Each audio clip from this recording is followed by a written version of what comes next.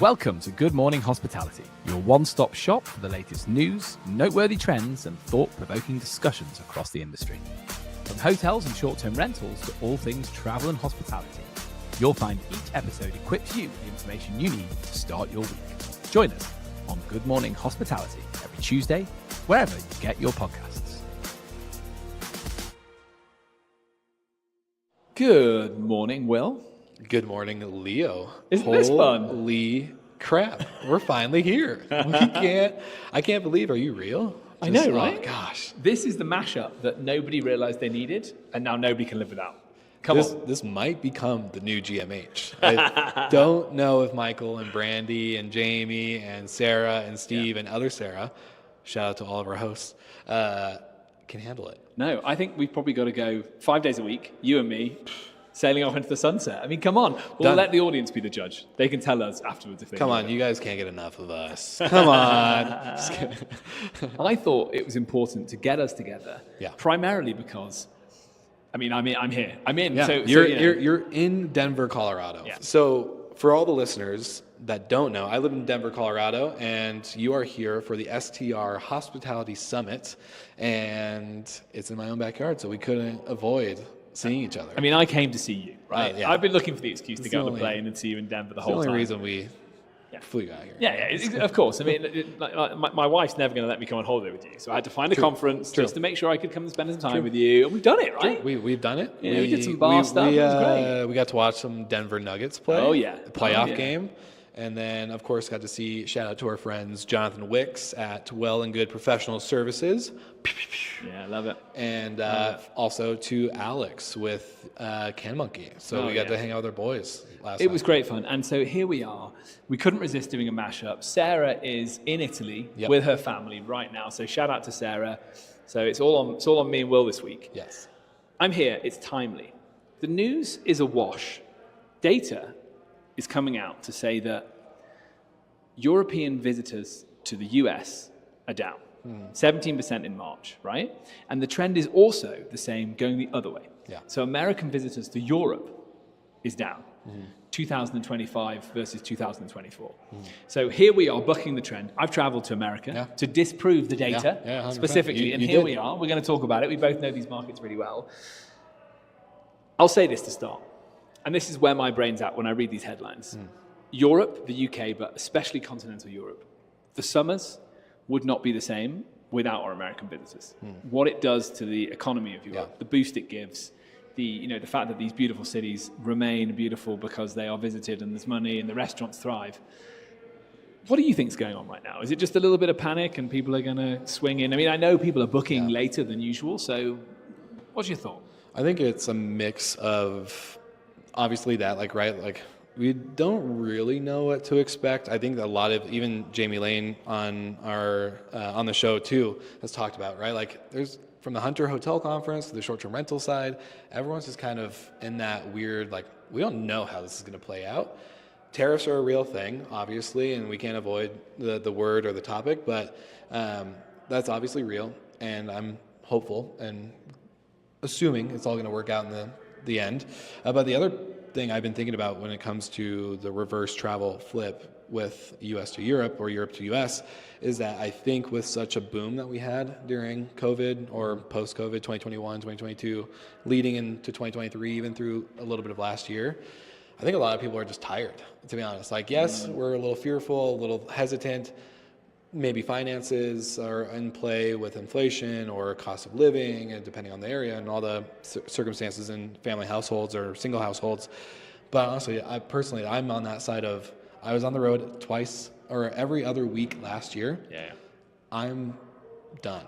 I'm zonked. I want to spend time and money in my own city. I want to spend time and money and with my own friends and my family, and when people like you get to come into town. So it's I don't know, personally, I just want to enjoy my home, right? I always see these TikToks or these Instagram reels when I'm scrolling, and it's basically it's hey, there's a person walking around their apartment or their house or whatever, and it's I just paid rent this month for this month, so I'm going to enjoy every single cent this weekend and not go out. And it's just honestly, I think that's kind of the mood a lot of people are in, right? It's just time to slow down and enjoy our own homes. And let's take that thought a step further. So I like this culture of seeing opportunity to get away even slightly more regularly if you're not trying to budget in a long haul flight, either logistically or financially. Yes. This idea that you can just, on a whim, decide Thursday afternoon, hey, tomorrow we're going to drive up 2 hours to the mountains, we're going to rent a little cabin, we're going to rent a little, short-term rental.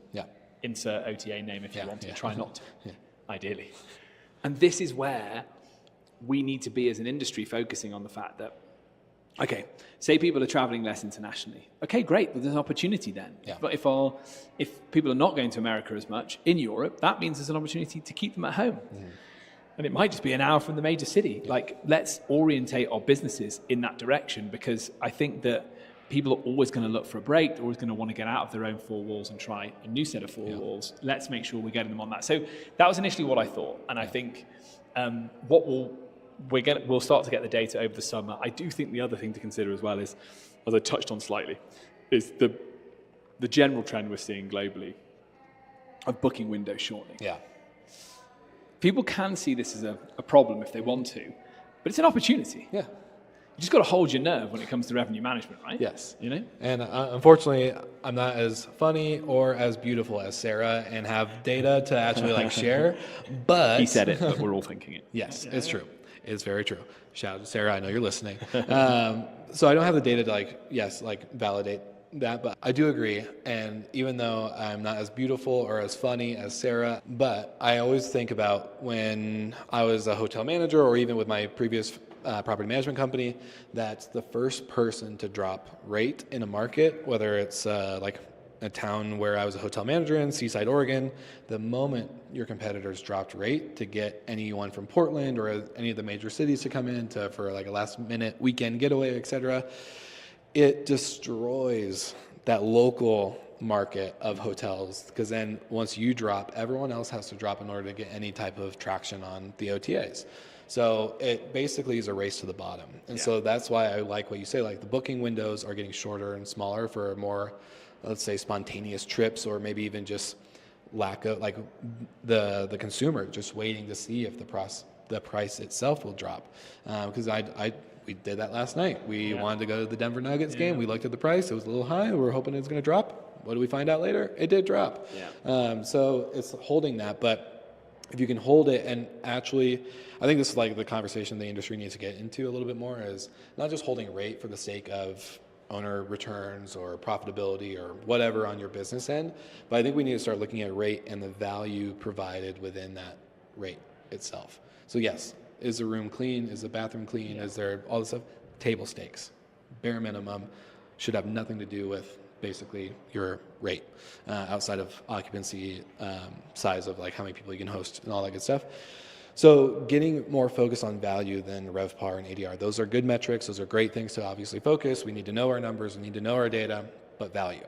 And I hate that word because it's overplayed, but what are they getting from that stay? Are they getting their frequently asked questions? You can imagine, right? If you're a mother booking for 3 kids and a husband who has no idea where you're going outside of the state that you're flying into, you really got to ensure that you are catering enough value for them to be like, yeah, this makes sense. This is worth my dollar. Yeah, it may be worth the dollar to you on the price that you put for the costs you have to have in order to cover that home, but there needs to be value. I'm going to use a different word, but the same sentiment, because I like that, but it's service. Providing a service. Now, we'll go on to talk about a great talk that Rose Tipka just did here at the STR Hospitality Summit, which has really inspired, I think, some of this conversation. But let's go back a stage. So this idea of holding your nerve, holding firm on rate. We booked very last minute for Denver. It was a steal. I won't reveal the price of it because it would be a bit crass, I think, to reveal the price of it. But two of us staying in a short-term rental and in a beautiful, beautiful place, and we haven't paid much. So that's the first thing. But you're exactly right when you talk about what are we offering the consumer to show that our category has value. What's great about coming somewhere like this and listening to the speakers, and obviously shout out to Jody for organizing it, and Jenny and Julie for doing all this great stuff, is this idea. I've heard AI mentioned in passing only twice. Yeah. They're only talking about AI. Like, they're not talking overly about revenue management stuff. Everyone needs the tools. Everyone needs to do that sensible stuff. But it's like, how can I go the extra mile? What are the ideas that I have? And, your Rose's talk, I'm sure, will be online, or if not, we can post it in the notes. We can find a way to link out to it. But some of these ideas are great, and they are so different from what you would get in a hotel. I won't give away the secret sauce. I'll let you watch the talk. But just this idea that you can personalize the experience with your owner in so many unique ways. And you can kind of do it at scale because you can use technology to enhance that experience. But you're exactly right. That then stops someone needing to drop their price because it's the long game. And it doesn't also have to be like kitschy novelty things. It can be really just like high-end concierge, like delivering a service. 100%. That's where we have to be as short-term rental people, right? But there's nothing wrong with what you said about what you guys booked for here. Low price, not really much on service. You just mostly need a place to drop your stuff and sleep, right? Sure. Like, so for that experience, you don't need the crazy service of the concierge and all that. But when there is that different expectation, and when there is that mindset of your property, if you look at your listing on whatever OTA that you're on as the destination, yes, they may be looking in Colorado, but my home down the street that has a pool table, a poker room, a karaoke bar inside of the garage that we converted, plus a big old pool for the family and the kids and friends to come over, that is going to crush because you become the destination, and that's where the value becomes. You have amenities, you have the extra things, you have thought beyond the head in bed moment. And I think when we adopt that mentality and you become a destination creator or a moment thinker or moment maker, that's when your property and your service versus hospitality line, which is, for those who have read Unreasonable Hospitality, service is black and white, hospitality is the color. So where can you add color to that state, to that experience, to your home, to the destination that you created? Yeah, very interesting. So we were with Atomic Stays last night, seeing one of their penthouses in the middle of Denver. That was really fun. Beautiful property. Yeah, really nice. And they were talking about how they cut their teeth in the Denver market and then moved out to the ski market, and the difference in service delivery, right? And it's meeting your customer where they are. Yes. So the extent of, if you're going to take on a $10,000 a night, what would you call it? Chalet? Chalet, mega mansion, whatever. You have to pick that person up. Like you have to. There has to be blacked out windows. Private chef. Wine, skis delivered to them. Ski in, ski out. Yeah. And that's us all just taking the initiative, right? And saying like, why am I telling that person that they should be with us and not just staying at the 5-star hotel that's also inevitably on the resort? Yeah. Well, it's the fact that you get the privacy, the anonymity, and you also get the service alongside. Yes. Yeah. Can we pivot gears into a I'd topic that I'm curious to hear your thoughts on? Okay. Since this is a news show, he's blindsiding me, by the way. I didn't know this was coming. I love this. Okay, let's do it. Well, so this is a topic you'll have plenty of knowledge and ability to talk about. Expedia, 3% layoff coming up, or just happened, depending on the time of this recording. Pretty interesting stuff. And you asked me the question of what I thought the reason why was. I'd love to know your thought. Yeah. So. And we'll link the article. But. Yeah. So I think this follows on from what we saw in March, right? And I think that what we're seeing generally is people utilizing AI as much as they can to cut out a certain level of the work that can be automated, right? It's also, I guess, about what they're choosing to focus on as a business right now. And I think it's very sensible. B2B has obviously been pretty important for them. Big cash cow for them. And as a consequence, I guess, it's also, we could talk about the rise of Booking.com, that maybe is coming off the back of that. They're not competing for that consumer market in quite the same way from the Vrbo brand perspective. Yeah. But for me, it just feels like a logical, if you can replace the people with those tools, it's inevitable that it's going to happen, right? What does it mean in general? Is this a sign of the times? Do we see more of this? I don't know, because there aren't many companies in our space that have that legacy that Expedia's got. Yeah. So they've probably got to go through the biggest course correction, way more than Airbnb, that did their layoffs, I think, before the IPO for different reasons, right? Couple. And Booking.com, again, it happens that they clip occasionally. I think it was quite recently, but Expedia to me feels like the one that is potentially a little bit archaic, a little bit oversized from an operational perspective. So clearly, when they make those big changes, it feels. So I don't want us to get carried away and go, okay, AI is stealing everyone's jobs, because I don't think that's what's happening. But I think you said this earlier when we talked about it off camera. It's efficiency, right? It's an efficiency drive. And AI is not the answer for efficiency. Efficiency is the answer to AI. Yeah. So that's why every company that even companies in our space, from property management companies to brand new single family, one home host who's only on OTAs. That's such a wide. It's a wide gamut, but at the end of the day, the funny thing is like there are companies that, like, yes, AI's efficiency is true. It's like not a buzz thing. Like there's people that are doing multiple. Like there's going to be solo founders with AI agents that create multi-million, if not multi-billion-dollar companies.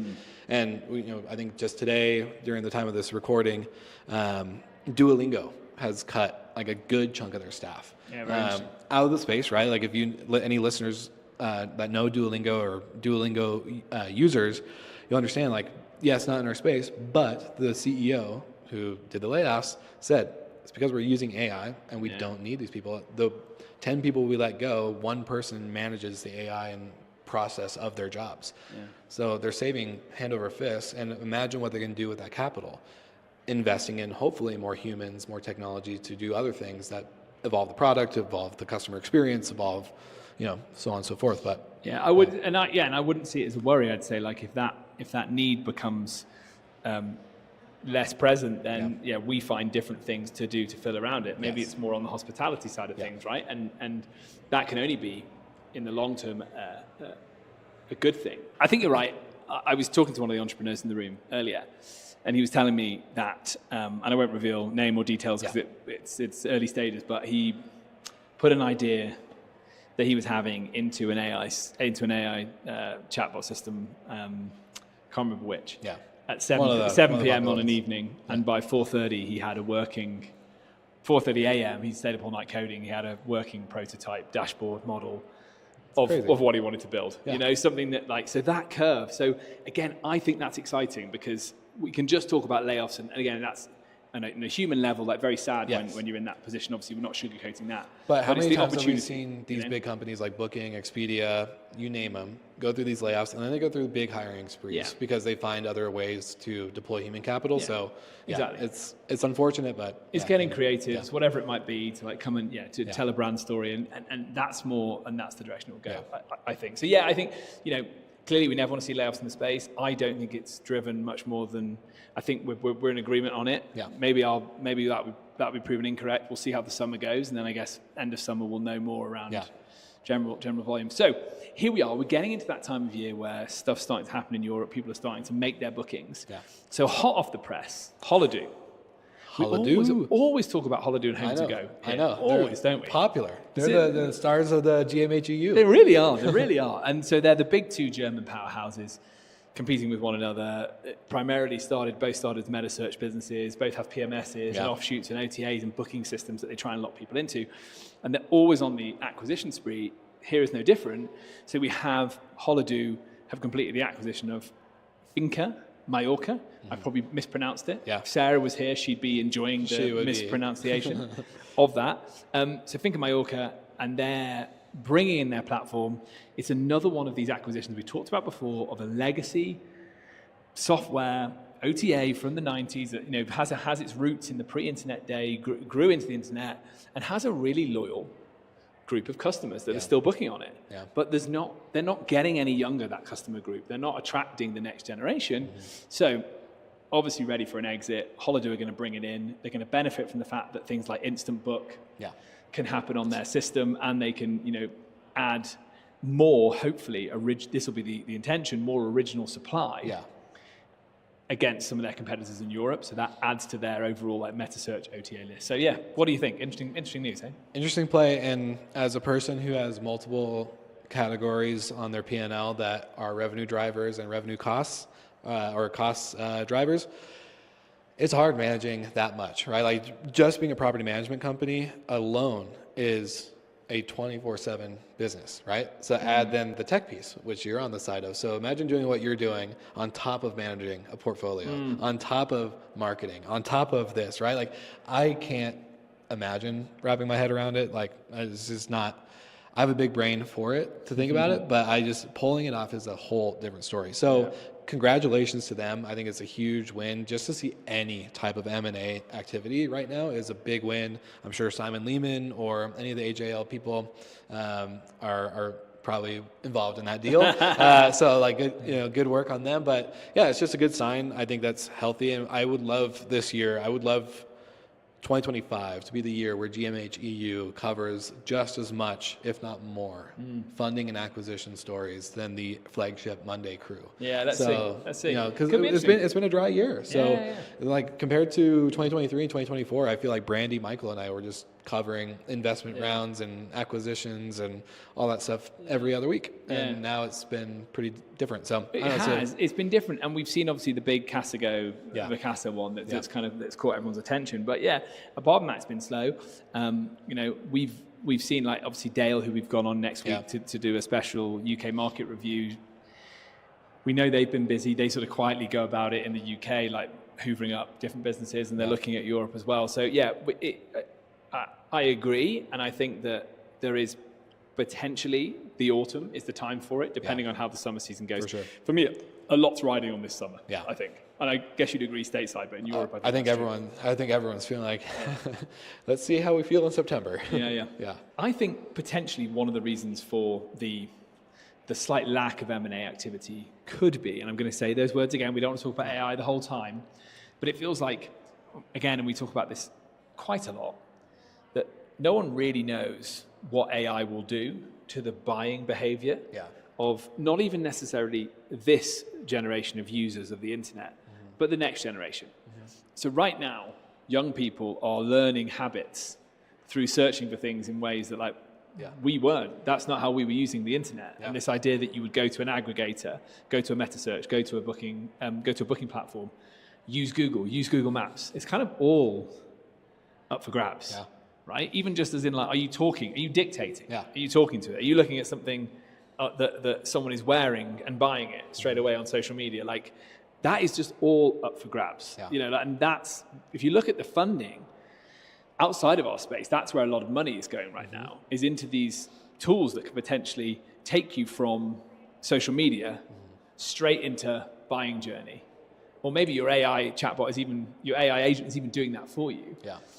And with all that up in the air, potentially we've got our bigger players, instead of looking to acquire, right now they're in the bunker, trying to work out how they respond. I don't know, I agree, 100% agree, and I think it's something we should all be thinking about, right? Like we need to be, and I hate saying this because I just turned 30, so I feel like I should still be considered a young person. You're not. I feel like I should be. I still am. No, I think you can. 30, under 30, under 36. 30 and under, like I think, I still count. But there's people younger than me, right? Like I look at my nieces and my nephew who are like 15, 16, 18, 20, right? Like they're growing up with this. I grew up in that weird era where it was dial-up to then Wi-Fi to then, like I had a Game Boy, like one of those old ones, so you had to have like a night light on to like see at night and play, versus like now kids are just immediately given an iPad, they're immediately understanding autonomous driving, Uber, all these things that our generations, our parents' generations, et cetera, have never experienced before. And right now, every company, especially like what you just mentioned with Holidu, going into investing into that next generation user, right? They're trying to get ahead of the Gen X or whatever they're called, that's just about to graduate high school, just about to go to the real world and have their own first real life experience. And they are doing things on their own terms, at their own rate and their own pace. And so every business is thinking about that. And I can't remember what brand it was. I think it was Coca-Cola, maybe Pepsi, one of those. But it was one of those companies back in the 70s, maybe 60s. I'm going to butcher the story. But it's pretty much it's basically they're saying no one's really buying the product. We need to start selling to kids at school. Like we need to like sending people to cafeterias. We need to be at every like lunch and dinner and all these things, right? And basically the internal dialogue between the teams was like, well, those are kids, like their teeth are going to rot. They're not like great with, upkeeping maintenance and all these other things, right? Like, and it's not healthy. And they're like, yeah, but when they're adults and they're having their families and having kids, guess what they're going to be bringing to the camping trip, to the family vacation, to this, and what they're going to be drinking at restaurants. It's Coke, and what are their kids going to be doing? And it's going to be instilled in that generation. Yeah. And so, not to ramble, but I'm even thinking about that. Like, there's hotel school students right now learning a lecture, getting taught hospitality, technology, etc. I want to get in front of them. I want them consuming our content. I want them becoming an HFM voice, right? I want them to carry it, because then it just adds this whole new dynamic, and it's going to lead your company into that generation as they grow into the generation that we've become.